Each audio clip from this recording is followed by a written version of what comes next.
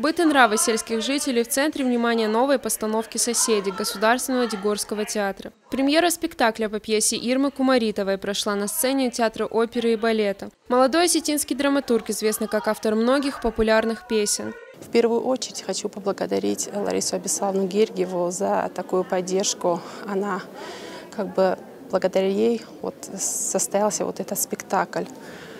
Она вносит большую лепту в развитие национальной драматургии.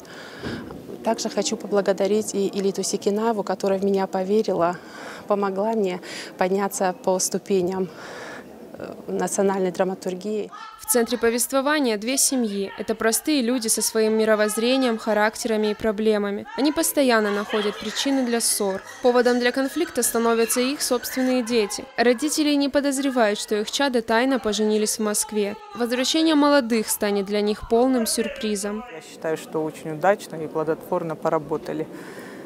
Актеры очень интересные работы сделали. Сегодня народ увидит, оценит. Я думаю, им понравится. Я довольна работой. Спасибо руководству, спасибо нашему зрителю, который с интересом приходит.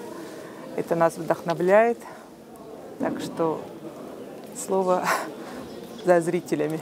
И зрители сказали свое слово. Они выразили отношение к постановке неумолкаемыми аплодисментами. Премьеру они оценили на отлично.